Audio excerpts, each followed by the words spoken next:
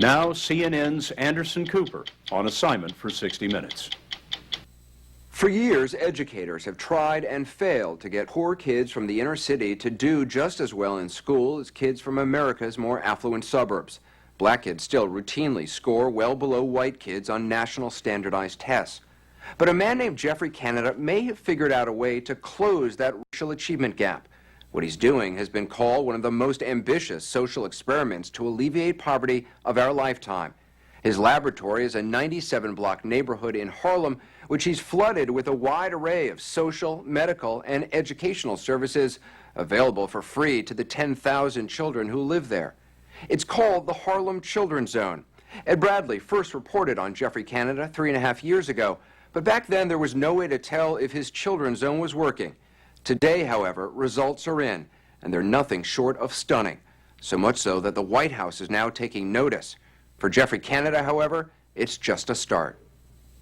You grow up in America and you're told from day one, this is the land of opportunity, that everybody has an equal chance to make it in this country. And then you look at places like Harlem and you say that is absolutely a lie. So you're trying to level the playing field between kids here in Harlem and what, middle-class kids in a suburb? That's exactly what we think we have to do. You know, if you grow up in a community where your schools are inferior, where the sounds of gunshots are a common thing, where you spend your time and energy not thinking about algebra or geometry, but about how not to get beat up, or not to get shot, or not to get raped. When you grow up like that, you don't have the same opportunity as other children growing up, and we're trying to change those odds.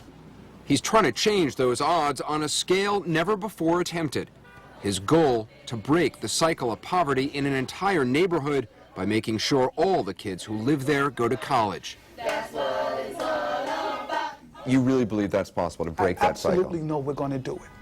Canada remembers well what it was like to be a kid in the inner city. We couldn't afford. He grew up not far from Harlem in another tough New York neighborhood, the South Bronx. Abandoned by his father, he and his 3 brothers were raised by their mother, who was barely able to get by. When I first found out that Superman wasn't real, I was about maybe 8. And I was talking to my mother about it, and she was like, no, there's no Superman. And I started crying, and the chaos, the violence, the danger, no hero was coming. Canada got lucky, however. As a teenager, his grandparents moved to the suburbs, and he went with them. He got into Bowdoin College and then the Harvard School of Education. Good morning, boys and girls. He's been working with kids in Harlem virtually ever since. To do it, Geoffrey Canada decided to build his own school in the Harlem Children's Zone. Right now, there's some 1,200 kids enrolled from kindergarten to the 10th grade. It'll eventually expand all the way through the 12th grade. We've created a school to help you all become the smartest boys and girls in the country. It's a charter school, so Canada is able to run it his way, free from the bureaucracy and restrictions of the public school system. There's 1 adult for every 6 students. Classes are smaller and school days longer. Kids come in on Saturdays, and summer vacation, that only lasts 3 weeks. We will always ask permission before leaving the group? Yeah. Canada's long argued that investing in the Harlem Children's Zone would show a return. And now, for the first time, there's scientific data to prove it. He has done a remarkable job. Dr. Roland Fryer is a professor in the economics department at Harvard. He's conducted the first independent statistical study of Geoffrey Canada's efforts to close the racial achievement gap in his school. What is the racial achievement gap?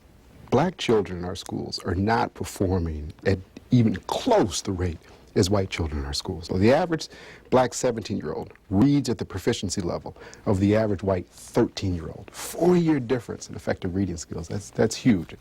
But when Dr. Fryer analyzed 4 years' worth of Promise Academy test scores, he discovered something remarkable. At the elementary school level, he closed the achievement gap in both subjects, math and reading. Actually eliminating the gap in elementary school. We never say anything like that. Absolutely eliminating the gap. The gap is gone, and that is absolutely incredible. Last year, according to New York State data, 100% of Canada's 3rd graders scored at or above grade level in math. Good job. Narrowly outperforming their white peers in the city's public schools. 96? Is that the answer? Yes. Even more impressive, Canada's impact on middle schoolers, kids who enrolled in the Promise Academy in the 6th grade.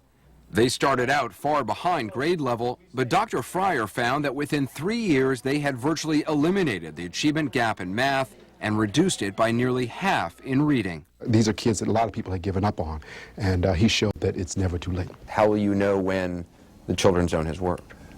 When I see my kids by the thousands with degrees, I will say this is what we set out to do, and we've done it.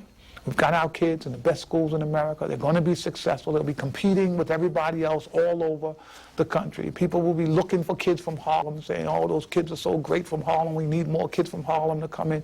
Then we'll be successful.